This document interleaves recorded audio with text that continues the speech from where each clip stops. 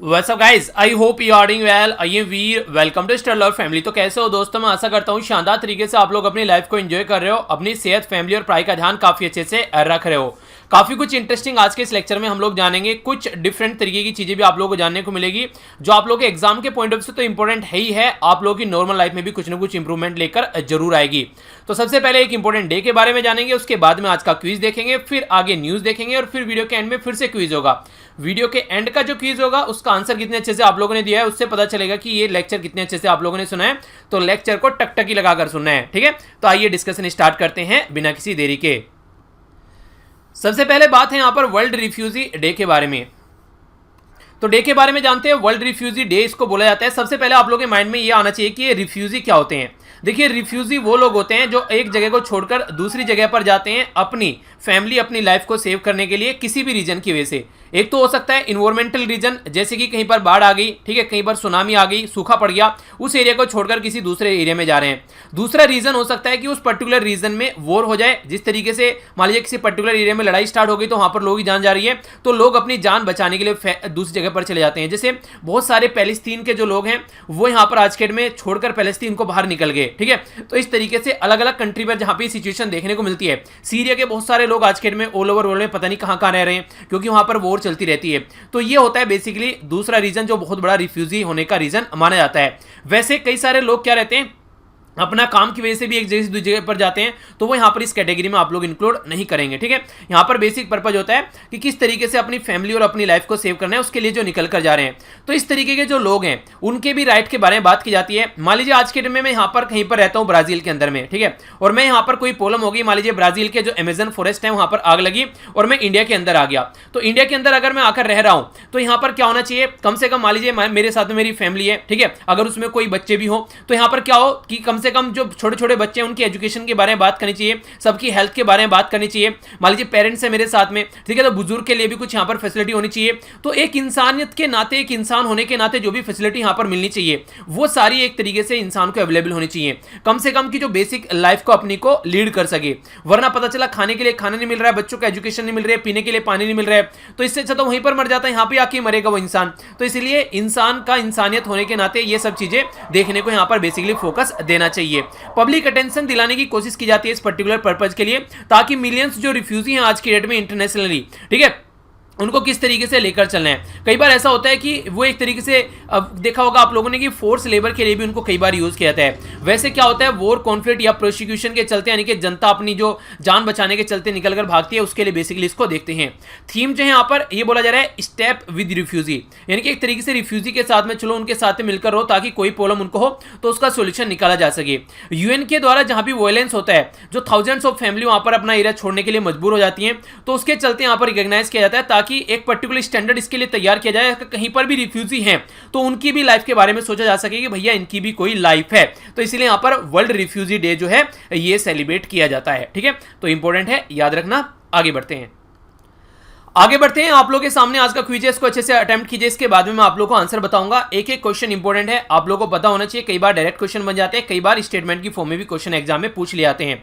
और वैसे भी अगर एग्जाम की तैयारी नहीं करें तो आप लोगों को ये सब चीजें थोड़ा सा जनरल पॉइंट ऑफ से पता होना चाहिए, ताकि कोई डिबेट डिस्कशन करे तो एक अच्छा डिबेट आप लोग कर सकें। बात की जा रही है यहाँ पर पुरुषोत्तम लक्ष्मण यहाँ पर देश पांडे के बारे में। इनको शॉर्ट फॉर्म में पुला और इसी के साथ में पीएल देश पांडे के नाम से जानते हैं। किस लैंग्वेज के राइटर थे जिनको अभी रिसेंटली आप लोगों ने न्यूज में देखा? छत्तीसगढ़ पुलिस के द्वारा एक कैंपेन लॉन्च किया गया ताकि जो पुलिस है उनको डिप्रेस्ड और एक तरीके से स्टेट से बाहर निकाला जा सके। इसी के साथ में centre for disease control and prevention, CDC जिसको बोलते हैं, ठीक है, तो कितनी स्टेज में यहाँ पर दवाई तैयार की जाती है ये इसके द्वारा बताया गया है। Centre of disease control and prevention जो है ये किस कंट्री का एक पब्लिक हेल्थ इंस्टीट्यूशन है, ये आप लोगों को बताना है। कल हम लोगों ने डिस्कस किया था यहाँ पर सिकल सेल डिजीज के बारे में, तो ये एक जेनेटिक डिसऑर्डर है, किसकी वजह से होता है ये आप लोगों को बताना है। इंटरनेशनल क्रिमिनल कोर्ट के बारे में बात की थी, तो यहाँ पर परमानेंट जुडिशियल जो बेसिकली एक परमानेंट जुडिशियल बॉडी है यहाँ पर, कहाँ पर ये लोकेटेड है ये आप लोगों को बताना है। नेक्स्ट बात की जा रही है Indian council of medical research, जिसको ICMR आप लोग बोलते हैं शॉर्ट फॉर्म में। तो यहाँ पर आप लोगों को मिनिस्ट्री का नाम बताना है, ठीक है, तो किस मिनिस्ट्री के अंडर में आती है। तो ये थे क्वेश्चन, आंसर देखिएगा, अभी पता होना चाहिए इनके बारे में आप लोगों को। सबसे पहले यहाँ पर हम लोगों ने बात की थी PL देश पांडे के बारे में, यानी कि पुरुषोत्तम लक्ष्मण देश पांडे। तो ये मराठी लैंग्वेज से रिलेटेड है, ठीक है, तो हल्का सा आइडिया इनके बारे में रखें क्योंकि रिसेंटली न्यूज में है, तो बैकग्राउंड की इंफॉर्मेशन पूछी जा सकती है। छत्तीसगढ़ छत्तीसगढ़ पुलिस के द्वारा जो प्रोग्राम लॉन्च किया गया इसको बोला गया स्पंदन। तो स्पंदन नाम का प्रोग्राम है जो पुलिस पर्सनल है, कई सारी ऐसी एक्टिविटी भी देखने को मिली है कि एक पुलिस वाले ने दूसरे पुलिस वाले को गोली मार दी डिस्ट्रेस में आके, टेंशन में आके। पैरामिलिट्री फोर्सेज में भी ऐसी एक्टिविटी देखने को मिलती रहती है।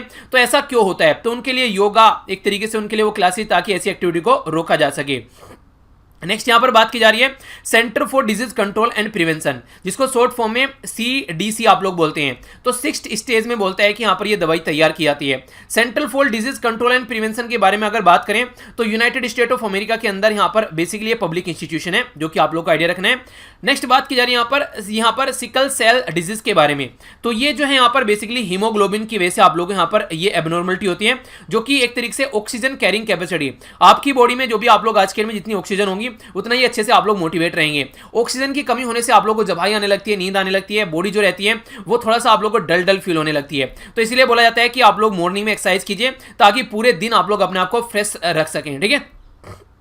और यहां पर ये बीमारी भी आप लोगों को देखने को मिलती है। अगर ये भी प्रॉब्लम है तो ये आप लोग नोटिस भी कर सकते हैं, इसके बारे में जानना चाहिए आप लोगों को, जिसके बारे में कल डिस्कस किया था हम लोगों ने।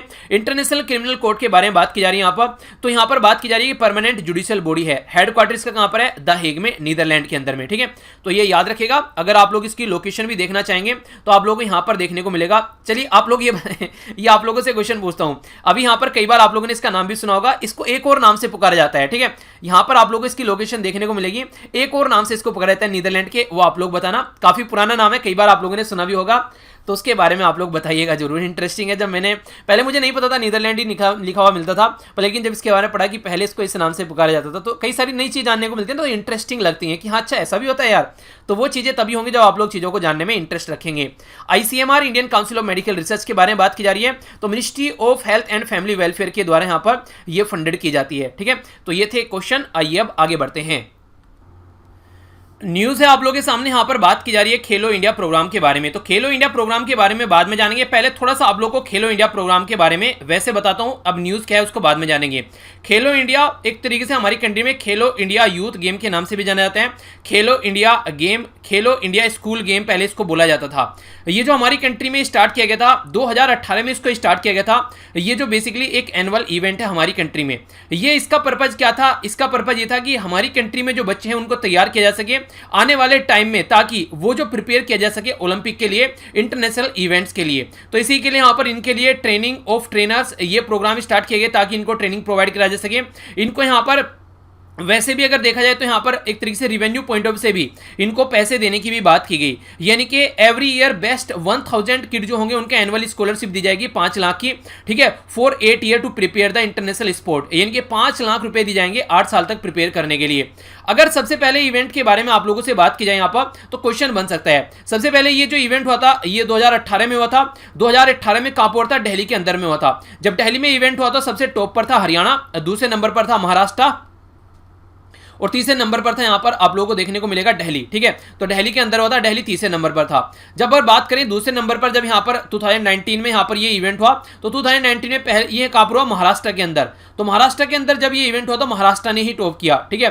बाकी जो हरियाणा था वो उसको एक तरीके से दूसरे नंबर पर पहुंच गया, और दिल्ली जो था वो तीसरे नंबर पर ही बरकरार रहा। अभी रिसेंटली जो यहाँ पर ये इवेंट आप लोगों को देखने को मिला, ये इंपॉर्टेंट है, इससे क्वेश्चन आप लोगों के लिए बन सकता है। 2020 की बात की जा रही है। 2020 में ये जो इवेंट आप लोगों को देखने को मिला जनवरी में, तो ये आसाम में गुवाहाटी के अंदर देखने को मिला। तो आसाम में हुआ, गुवाहाटी के अंदर में।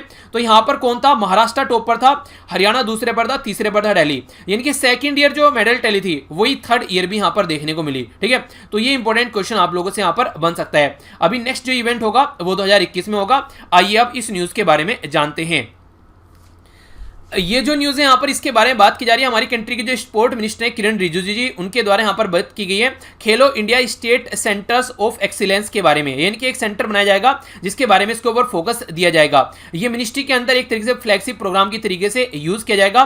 खेलो इंडिया स्कीम जो है वो बेसिकली ओलंपिक में अपनी परफॉर्मेंस को इनहेंस करने की बात की जा रही है।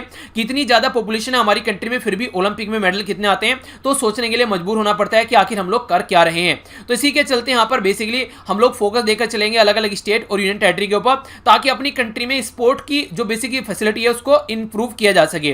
वो अगर बात करें यहाँ पर फर्स्ट फेज में क्या लेकर चलेंगे इसको, तो जो मिनिस्ट्री वो आइडेंटिफाई करेगी स्टेट के अंदर में जो ओन स्पोर्ट फैसिलिटी है, यानी कि 8 स्टेट अभी आइडेंटिफाई किए गए, जैसे कर्नाटका, उड़ीसा, केरला, तेलंगाना, ठीक है। इसी के साथ में नॉर्थ ईस्ट में अरुणाचल प्रदेश, मणिपुर, मिजोरम, नागालैंड, और इनमें पहले फैसिलिटी यहाँ की देखी जाएगी, फिर इसको कैसे अपग्रेड किया जा सकता है यहाँ पर KISCE के हिसाब से, यानी कि खेलो इंडिया सेंटर फॉर एक्सीलेंस के हिसाब से, तो वो यहां पर फिर देखने को मिलेगा। स्टेट और यूनियन टेरिटरी के बारे में अगर आप लोग बात करें यहां पर, तो बेसिकली फोकस ये रहता है कि वर्ल्ड क्लास स्पोर्ट फैसिलिटी अगर हमारी कंट्री में होगी तभी तो हम लोग वर्ल्ड क्लास के जो प्लेयर हैं उनके साथ में डील कर पाएंगे। तो इसी के चलते यहां पर एक तरीके से मैनेजमेंट और सेंटर जो होने चाहिए वो सारी चीजों को इंक्लूड करके चलेंगे। कैसे फंड होना चाहिए, कैसे कोच होने चाहिए, स्टाफ कैसा होना चाहिए, इक्विपमेंट, इंफ्रास्ट्रक्चर, वो सारी चीजें होंगी, तभी यहां पर ये फैसिलिटी प्रोवाइड कराएंगे, तभी अच्छे प्लेयर हम लोग यहां पर निकाल कर ले पाएंगे। तो ये है बेसिक इसका पर्पज, ठीक है। तो एक अच्छा प्रोग्राम है स्पोर्ट मिनिस्ट्री के अंडर में, तो इंपॉर्टेंट क्वेश्चन बन सकता है, आइडिया रखेगा। आगे बढ़ते हैं। नेक्स्ट जो आर्टिकल है यहाँ पर आप लोगों ने पैडमैन मूवी के बारे में सुना होगा। जब भी यहाँ पर पीरियड्स होते हैं गर्ल्स को, उसके चलते यहाँ पर उसके बारे में बात की जा रही है। ये बेसिकली एक ऐसा इवेंट है जो कि एक सिचुएशन है जो कि एक नेचुरल आप लोग बोल सकते हैं। इसके बारे में बात न करना, इसको और ज्यादा इसके रिलेटेड जो बीमारी है उनको बढ़ावा देने की बात की जाती है, इसीलिए पैडमैन मूवी हम लोग को देखने को मिली। तो इसके बारे में अगर बात करें तो यहाँ पर एक इंपॉर्टेंट क्वेश्चन भी आप लोगों से एग्जाम में बन सकता है। ये बात की जा रही है यहाँ पर जन औषधि सुविधा सैनिटरी नैपकिन के बारे में। देखिए कई सारे ब्रांडेड नैपकिन मार्केट में मिलते हैं, वो महंगे होते हैं, तो यहाँ पर यह बात बोली जा रही है कि जो नैपकिन्स वगैरह हैं उनको सस्ता प्रोवाइड कराया जाए। तो इसी के चलते 6300 के कर दिए प्रधानमंत्री भारतीय जन औषधि परियोजना यूनियन के PMBJP। तो इसके जो केंद्र है उनके अक्रॉस 1 रुपी पर यहां पर मिनिमम प्राइस में उसको बेचा जा रहा है। तो ये एक अच्छी बात है कि खासकर जो यहां पर इसको यूज कर पाएंगे तो उससे क्या रहेगा, बीमारी से बचने के चांसेस काफी ज्यादा हो जाते हैं। वरना कई सारी ऐसी औरतें हमारी कंट्री में जो इसकी वजह से बीमारी का शिकार बन जाती हैं, ठीक है। तो यहां पर इसके बारे में बात की जाती है। तो जैसे आप लोगों ने मूवी में भी देखा था, उस टाइम पे बात भी करने से लोग डर रहे थे, खासकर ऐसे बोलते थे कि कपड़ा यूज किया था गंदा, पता नहीं कैसा कैसा कपड़ा होता है, तो उसकी वजह से कई बार इंफेक्शन हो जाता है और उसकी वजह से कई सारी महिलाओं की जान जाती है। ये हमारी कंट्री में आंकड़े हैं, इसीलिए यहां पर इस चीज पर इतना फोकस दिया जा रहा है कि इसकी वजह से भी महिला की जान जा रही है। वैसे तो प्रेग्नेंट वुमेन जो है कई बार बच्चों को जन्म देते देते भी यहां पर जान चली जाती है, पर यह एक ऐसी चीज है जिसको रोका जा सकता है। तो इसी के चलते यहां पर इसको सस्ता प्रोवाइड कराने की कोशिश की जा रही है। ये सैनिटरी जो नैपकिन है ये 3 से लेकर 8 रुपए पर पैड के हिसाब से यहां पर दिए जाते हैं। अगर इसको आप लोग बात करें, अगर मार्केट से इसको जाकर लेंगे तो ये जो प्रोग्राम लॉन्च किया गया था वर्ल्ड इन्वायरमेंट डे किस दिन सेलिब्रेट किया था? 4 जून को नहीं, 4 जून को नहीं, 5 जून को ये बोला जा रहा है वर्ल्ड इन्वायरमेंट डे की ईव पर, यानी कि जिस दिन वर्ल्ड इन्वायरमेंट डे है उससे पहले दिन लॉन्च किया गया था जन औषधि सुविधा, ठीक है। यहां पर यहां पर ऑक्सो बायोडिग्रेडेबल सैनिटरी नैपकिन, तो ये हमारी कंट्री में लॉन्च किया गया था इसी पर्टिकुलर पर्पज के लिए, ताकि जो वुमेन है उनको ये प्रोवाइड कराया जा सके। तब से लेकर अब तक अगर आप लोग बात करते हैं तो 4.61 सैनिटरी नैपकिन जो हैं वो सोल्ड किए जा चुके हैं, बेचे जा चुके हैं प्रधानमंत्री भारतीय जनौषधि केंद्र के तहत में। तो ये एक अच्छी बात बोल सकते हैं, और ये एक तरीके से कहीं ना कहीं बायोडिग्रेडेबल भी है, इन्वायरमेंट को नुकसान भी नहीं पहुंचाएंगे, तो एक ये भी अच्छी बात है। सैनिटरी जो नैपकिन्स हैं ये इन्वायरमेंट फ्रेंडली रहते हैं, तो अच्छी बात रहती है, तो इसीलिए यहां पर बायोडिग्रेडेबल मटेरियल इनके अंदर यूज किया जाता है। ASTM D6954 biodegradable testing standard यहां पर जो कि देखने को मिलता है। तो यहां पर स्वच्छता और इसी के साथ में स्वास्थ्य की बात की जा रही है और सुविधा, तो SSS जो है यहां पर वो इंपॉर्टेंट बन जाता है। इसके चलते ये इंपॉर्टेंट फैक्ट है जो आप लोग आंसर राइटिंग अगर वुमेन के बारे में कुछ लिखने के लिए आ रहा है तो वहां पर भी इसको यूज कर सकते हैं। सॉरी चलिए आगे चलते हैं। आप लोगों को पता है हमारी कंट्री में रिजर्वेशन के बारे में कई बार बात की जाती है। सुप्रीम कोर्ट ने भी यहाँ पर आर्टिकल 32 के तहत यहाँ पर ये बोला कि अगर आप लोगों को कोई रिजर्वेशन नहीं दे रहा है ना, तो इसका मतलब ये नहीं कि आप लोगों के पास में फंडामेंटल राइट है, और आप लोगों के पास में फंडामेंटल राइट है आप लोग कोर्ट में आ सकते हैं कि हमको रिजर्वेशन नहीं मिल रहा है। ये बिल्कुल गलत बात है। अब यहाँ पर क्या बोला गया, यहाँ पर बोला गया सिक्किम गवर्नमेंट के द्वारा अभी यहाँ पर कैबिनेट के द्वारा डिसाइड किया गया अलाउ करने के लिए कि जो इकोनॉमिकली वीकर सेक्शन है, खासकर SC ST और OBC का, उनको 10% जो यहाँ पर सेंट्रल रिजर्वेशन जो दिया जाता है वो प्रोवाइड कराने की यहाँ पर बात की जा रही है। तो ये नोटिफिकेशन यहाँ पर रिलीज किया गया है। तो एलिजिबिलिटी क्राइटेरिया क्या है, तो उसमें कुछ बातें आप लोग यहां पर याद रख सकते हैं, जैसे कि 8 लाख से कम जो एनुअल इनकम होनी चाहिए तो आप लोगों को रिजर्वेशन मिलेगा। लेस देन 5 एकड़ और या फिर लेस देन 5 ईयर या फिर 1000 स्क्वायर फीट जो यहां पर आप लोगों के पास में रेजिडेंशियल एरिया में फ्लैट या फिर म्युनिसिपैलिटी एरिया में, या फिर लेस देन 100 स्क्वायर यार्ड का रेजिडेंशियल प्लॉट म्युनिसिपैलिटी एरिया में, या फिर less than 200 square yard residential plot outside municipal area या फिर कमर्शियल एरिया के पास में आप लोगों को देखने को मिलेगा। तो ये क्राइटेरिया है बेसिकली यहां पर, जिसके बारे में आप लोग आइडिया रख सकते हैं। एक और छोटा सा इंपॉर्टेंट फैक्ट है यहाँ पर, जो रिजर्वेशन है यहाँ पर ये यहाँ पर अप्लाई नहीं होगा टेक्निकल और इसी के साथ में जो साइंटिफिक पोस्ट है। देखिए यहाँ पर अगर देखा जाए तो ये चीजें सही भी हैं, जो टेक्निकल और साइंटिफिक पोस्ट हैं वहाँ पर रिजर्वेशन होना भी नहीं चाहिए, क्योंकि वहाँ पर अगर रिजर्वेशन रहता है ना तो फिर अच्छे साइंटिस्ट नहीं होंगे, अच्छे इंजीनियर नहीं होंगे, तो वो एक अलग तरीके की प्रॉब्लम आप लोगों को देखने को मिल जाती है। नेक्स्ट जो यहाँ पर न्यूज़ है, यहाँ पर हालांकि ज़्यादा इंपॉर्टेंट नहीं है, पर कई बार ऐसे क्वेश्चन भी आप लोगों से बन जाते हैं। अगर किसी पर्टिकुलर एरिया से रिलेटेड कुछ भी चीज़ें न्यूज़ में होती है, अगर वो नॉर्थ ईस्ट से रिलेटेड है हमारी कंट्री के, तो थोड़ी सी ज़्यादा इंपॉर्टेंट हो जाती है। तो नॉर्थ ईस्ट के जो राज्य हैं हमारी कंट्री के, अगर उनके बारे में बात करें यहाँ पर, तो ये बात की जा रही है नागालैंड के बारे में। तो नागालैंड पहले आप लोग एक बार मैप में निहार लीजिए कहाँ पर लोकेटेड है, फिर आप लोग चीज़ों को समझ पाएंगे। ये देखिए, ये हो गया नागालैंड, ऊपर अरुणाचल प्रदेश टच कर रहे हैं, यहाँ पर आसाम और यहाँ पर मणिपुर, और ये हो गया इधर म्यांमार, जिसको आप लोग बर्मा भी बोलते हैं। आज की डेट में ऑनलाइन काफी कुछ चीजें चल रही हैं, तो यहाँ पर अभी जो बात की जा रही है वो बात की जा रही है नेटफ्लिक्स के बारे में, जहां पर कई सारों ने अपने भी सब्सक्रिप्शन वगैरह ले रखा होगा। तो यहाँ पर एक मूवी है जिसका नाम रखा गया एक्सोन, ठीक है।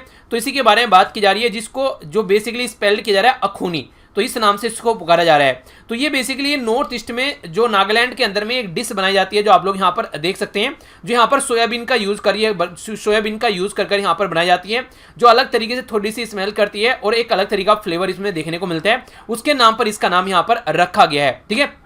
बेसिकली क्या है, यहाँ पर आप लोग इसको एक तरीके से इसको यूज किया जाता है जैसे कि अचार के अंदर में, या फिर और भी कई सारी जैसे आप लोग बोल सकते हैं चटनी वगैरह, करी वगैरह, या फिश, चिकन, बीफ वगैरह, ये सब चीजें बनाई जाती हैं, तो वहां पर भी इसको यूज किया जाता है। तो ये जो एक्सोन है यहाँ पर एक तरीके से ये अक्रॉस द नागालैंड इसको खाया जाता है। तो उसके चलते यहाँ पर जो कौन सी ट्राइबल कम्युनिटी इसको यूज करती है, तो ये सूमी, जिसको सीमा के नाम से भी आप लोग जानते हैं। तो ये ट्राइबल कम्युनिटी है जो नागालैंड में, आप लोगों से क्वेश्चन ये बन जाएगा कि नागालैंड की ट्राइबल कम्युनिटी के बारे में, तो यहाँ पर क्या इसका नाम, इसका नाम याद रखिएगा सीमा या फिर सूमी, ठीक है। तो इसके बारे में पूछा जा सकता है। तो ये यहाँ पर एक तरीके से दो वे है इसको मेकिंग करने के, एक तो एक तरीके ड्राई बनाया जा सकता है, दूसरा इसको पेस्ट की फॉर्म में भी यूज किया जा सकता है। तो इसके नाम पर इसका नाम रखा गया है। तो यहाँ पर बैकग्राउंड में इंफॉर्मेशन आप लोगों से इसके बारे में बन सकती है। तो हल्का सा आइडिया रखना, वैसे ज्यादा इंपॉर्टेंट तो नहीं था जैसे मैंने आप लोगों को बोला स्टार्टिंग में, पर अगर मूवी न्यूज में तो बैकग्राउंड में कई बार अगर किसी रीजन से कंट्रोवर्सी में होगी तो ऐसे क्वेश्चन बन जाते हैं आप लोगों से, ठीक है। आगे चलते हैं। नेक्स्ट इंपॉर्टेंट न्यूज है हमारी कंट्री के लिए, खासकर आप लोग बोल सकते हैं ऐसे क्वेश्चन आप लोगों से बन जाते हैं। अगर क्वेश्चन भी नहीं बने तो आंसर राइटिंग अगर आप लोग यूज कर रहे हैं, ऐसे लिख रहे हैं, तो वहां पर भी ऐसा डेटा यूज कर सकते हैं अगर कोई इस पर्टिकुलर एरिया के बारे में बात करें। तो बात की जा रही है United nation conference on trade and development, जिसको शॉर्ट फॉर्म में UNCTAD आप लोग बोलते हैं। इसके द्वारा यहाँ पर जो रिपोर्ट है वो प्रस्तुत की गई है। इंडिया को यहाँ पर $51 बिलियन जो है यूएसए के, वो अब की बार हमारी कंट्री में फॉरेन डायरेक्ट इन्वेस्टमेंट देखने को मिला 2019 के अंदर में। तो ये काफी इंपॉर्टेंट है। हमारी कंट्री जो वर्ल्ड में आज के डेट में 9th लार्जेस्ट ये FDI अचीव करने वाली कंट्री है, यानी कि वर्ल्ड में हमसे ऊपर 8 कंट्री और है, 9वें नंबर पर हमारी कंट्री का नाम है। अगर बात करें एशिया के अंदर हमारी कंट्री टॉप 5 में है। तो एशिया वाला जो रीजन है, यानी कि एशिया कॉन्टिनेंट में हमारी कंट्री बढ़ती है, वहां पर हम लोग टॉप 5 नंबर में आप लोगों को नजर आ जाएंगे। इंडिया जो है लार्जेस्ट है south Asian country. South Asian जैसे कि 7 कंट्री होगी जिनके बारे में आप लोग बात करते हैं, यानी कि इंडिया हो गया, श्रीलंका हो गया, ठीक है। ये वाली जो कंट्री है, नीचे आप लोग जाएंगे, बेसिकली आप लोगों को कई बार चलिए आप लोग खुद ही जाकर देखेंगे, इसको कई बार डिस्कस कर चुका हूं ऑलरेडी। जो सार्क के बारे में हम लोग बात करते हैं, south Asia association regional corporation, तो इसमें टोटल मिलाकर 8 कंट्री है, ठीक है। 8 कंट्री के नाम आप लोग को बताने हैं, एक इंडिया को तो बताइए, उसके अलावा और कंट्रीज के नाम आप लोग को बताने हैं, ठीक है। तो ये यहाँ पर इसमें हमारी कंट्री टॉप पोजीशन पर है, ठीक है। इसी के साथ में जो बात की जा रही है, तो FDI इंडिया में लार्जेस्ट साउथ एशियन मिलने वाली कंट्री हमारी कंट्री में इंक्रीमेंट जो है यहाँ पर ये 20% का देखने को मिला, $51 बिलियन 2019 में। इसी के साथ में ये इंपॉर्टेंट पॉइंट है, सबसे ज्यादा इन्वेस्टमेंट कहां पर आया हमारी कंट्री में, तो ये आया यहाँ पर इंफॉर्मेशन और कम्युनिकेशन टेक्नोलॉजी के अंदर में, ठीक है, जिसको शॉर्ट फॉर्म में आप लोग ICT के नाम से भी जानते हैं, ठीक है, इंफॉर्मेशन कम्युनिकेशन टेक्नोलॉजी। दूसरे नंबर पर आया यहाँ पर ये कंस्ट्रक्शन इंडस्ट्री के अंडर में, ठीक है। तो ये भी एक इंपॉर्टेंट फैक्ट है। अगली जो न्यूज़ है यहाँ पर ये काफ़ी इंटरेस्टिंग है। ये है हमारे प्रिय दोस्त किम जोंग उन के बारे में। किम जोंग उन का जब दिमाग खराब होता है तो इसका मतलब समझो कि कुछ ना कुछ उल्टी सीधी हरकतें जरूर करेगा। तो यहाँ पर भी कुछ ऐसे ही किया गया। तो नॉर्थ कोरिया के लीडर हैं किम जोंग उन, और यहाँ पर उनके द्वारा विस्फोट से उड़ा दिया गया है जॉइंट लाइजन ऑफिस जो साउथ कोरिया और नॉर्थ कोरिया के बीच में था। यह बेसिकली केशोंग इंडस्ट्रियल कॉम्प्लेक्स, जिसको KIC के नाम से आप लोग जानते हैं। समझिए आखिर ये क्या था। नॉर्थ कोरिया और साउथ कोरिया दोनों मिलकर काम करना चाह रहे थे, तो एक कॉम्प्लेक्स इनके द्वारा बनाया गया। उस पर्टिकुलर एरिया में नॉर्थ कोरिया टेक्नोलॉजी और साउथ कोरिया टेक्नोलॉजी प्रोवाइड कराएगी, और एक तरीके से नॉर्थ कोरिया की जो लेबर है उसको यूज किएगी, यानी कि सस्ती लेबर वहां पर मिल जा रही थी। तो मैन्युफैक्चरिंग एक्टिविटी बढ़ाने की बात की जा रही थी। तो इसके चलते अगर यहाँ पर उसके अंदर जो साउथ कोरिया के अंदर था बेसिकली जो ये पर्टिकुलर एरिया आप लोग यहाँ पर देखते हैं, पहले एक बार अपनी कंट्री कंपेयर में भी आप लोग देखिए, फिर आप लोग लोकेशन को अच्छे से अंडरस्टैंड कर पाएंगे। ये हो गई अपनी प्यारी कंट्री। यहाँ से अगर आप लोग यहाँ पर आएंगे तो ये हो गया साउथ कोरिया, इसके ऊपर जाएंगे तो ये हो गया नॉर्थ कोरिया, ठीक है। तो नॉर्थ कोरिया और साउथ कोरिया का जो बॉर्डर है उसके बीच में बेसिकली यहाँ पर ये पर्टिकुलर एरिया था, ठीक है। तो क्या क्या बातें थी यहाँ पर, तो यहाँ पर बेसिकली साउथ कोरिया जो मिलकर काम करना चाहती थी नॉर्थ कोरिया के साथ में, ताकि रिलेशन जो है वो थोड़े से नॉर्मल रहे। पहला तो इंपॉर्टेंट फैक्ट ये था। दूसरा ये था कि चीजों को सुधारा जा सके। तो जो प्रोजेक्ट लॉन्च किया गया था 2004 में, इसको लॉन्च किया गया था, लार्जली फाइनेंस किया गया था साउथ कोरिया के द्वारा और बनाया गया था नॉर्थ कोरिया के एरिया में। तो बेसिकली फंडा ये था कि इंडस्ट्रियल पार्क इसको डेवलप किया जा सके साउथ कोरियन कंपनीज के द्वारा, और नॉर्थ कोरिया की पॉपुलेशन यानी कि फोर्स को बेसिकली जो लेबर है उसको यूज किया जा सके। ये था बेसिकली जो रीजन ड्यूटी फ्री जोन, कोई ड्यूटी नहीं लगेगी इसके ऊपर किसी कंट्री की साइड से, ताकि मैन्युफैक्चरिंग एक्टिविटी को बढ़ाया जा सके। इसी के साथ में कोई रिस्ट्रिक्शन नहीं रहेगी इसके ऊपर, फॉरेन कंट्री या फिर क्रेडिट कार्ड यहां पर यूज किया जा सकता है। इसी के साथ में नो वीजा, यानी कि वहां पर एंटर करने के लिए कोई वीजा भी नहीं रहेगा। तो ये सारी चीजें एक ऐसी फैसिलिटी बनाई जा रही थी ताकि एक तरीके से बाउंड्री लेस रीजन क्रिएट करने की कोशिश को की जा रही थी ताकि डेवलपमेंट बढ़ सके। तो इसके चलते जो आर्ग्यू दिया गया यहां पर, एक तरीके से नॉर्थ कोरिया जो है वहां पर रिफॉर्म एक तरीके से आने वाला था, इकोनॉमी बढ़ने वाली थी। इसी के साथ में दोनों कंट्री के बीच में जो टेंशन थी उसको भी यहां पर कम किया जा सकता था, तो पीसफुल एक तरीके से चीजें आगे बढ़ सकती थी। पर लेकिन यहां पर अभी जैसे इनके बीच में टेंशन बढ़ रही है अलग अलग रीजन को लेकर, सबसे बड़ा रीजन तो यहां पर यूएसए भी रहता है कई बार नॉर्थ कोरिया के साउथ कोरिया के रिलेशन के लिए, क्योंकि साउथ कोरिया में बहुत ज्यादा इन्वेस्टमेंट यूएसए का रहता है, यूएसए के बेस भी है साउथ कोरिया के अंदर में। तो इसलिए यहां पर नॉर्थ कोरिया कई बार चिढ़ा रहता है साउथ कोरिया से।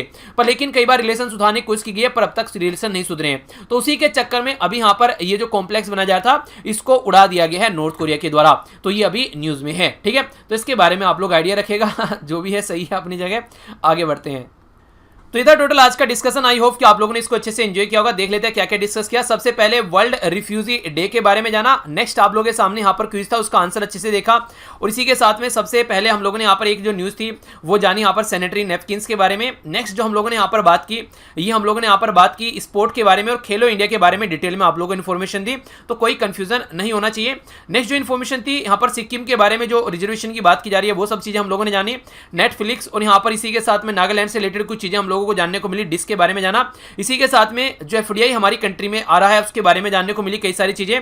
नेक्स्ट हम लोगों ने यहां पर समझा नॉर्थ कोरिया और साउथ कोरिया के जो बीच में जो टेंशन चल रही है वो सारी चीजें। तो ये था टोटल आज का डिस्कशन। आई होप कि आप लोगों ने एंजॉय किया होगा, ये पता चलेगा इस पर्टिकुलर क्विज से, तो अच्छे से अटेम्प्ट कीजिए। वर्ल्ड रिफ्यूजी डे के बारे में हम लोगों ने जाना, थीम क्या है ये आप लोगों को बताना है। इसी के साथ में इकोनॉमिकली वीकर सेक्शन के लिए रिजर्वेशन की बात की जा रही है, कौन से राज्य के द्वारा इसको अप्रूव किया गया है। इसी के साथ में एक्सॉन के बारे में हम लोगों ने जाना, किस राज्य से यहाँ पर ये रिलेटेड है, जहां पर ट्राइब सूमी और इसी के साथ में सीमा आप लोग इसको बोल सकते हैं। यूएनसीटीएडी की फुल फॉर्म क्या है, जो कि एफडीआई के बारे में बात की। सबसे ज्यादा एफडीआई हमारी कंट्री में किस पर्टिकुलर एरिया में आता है, एक कंस्ट्रक्शन इंडस्ट्री और उससे एक और है, इसका नाम आप लोगों को बताना है। नेक्स्ट बात की जा रही है यहाँ पर केसोंग इंडस्ट्रियल कॉम्प्लेक्स के बारे में, तो किसके द्वारा अभी रिसेंटली इस पर्टिकुलर एरिया को उड़ा दिया गया है, ऐसा आप लोग बोल सकते। उड़ाया तो गया यहाँ पर नॉर्थ कोरिया के द्वारा, बनाया किसके द्वारा जा रहा था, किस एरिया में था, ठीक है, ये बताइए। इसी के साथ में यहाँ पर बात की जा रही है एक पर्टिकुलर इवेंट के बारे में जिसके ईव पर यहाँ पर जन औषधि सुविधा ये oxo biodegradable sanitary napkins launch की गई थी। तो कौन सा डे था जिसकी यादगार में यहाँ पर इसको स्टार्ट किया गया था। तो ये था टोटल आज का डिस्कशन। आई होप कि आप लोगों ने अच्छे से एंजॉय किया होगा। लेक्चर अगर पसंद आया तो लाइक करना मत भूलिएगा, पसंद नहीं आया तो डिसलाइक करने का भी पूरा हक है। यहाँ से जाकर आप लोग पीडीएफ डाउनलोड कर सकते हैं, वीडियो के नीचे डिस्क्रिप्शन बॉक्स में आप लोगों को सारे लिंक मिल जाएंगे। नेक्स्ट लेक्चर जो होगा आप लोगों का वो होगा क्वेश्चंस की वीडियो, अच्छे से उसको देखा कीजिए, अटेम्प्ट किया कीजिए, उससे पता चलेगा कितने अच्छे से आप लोगों की प्रिपरेशन चल रही है। तो मिलता हूं नेक्स्ट लेक्चर में। बड़ों को नमस्ते, छोटों को प्यार, छोटी सी लाइफ एंजॉय करो यार। तब तक के लिए जय हिंद।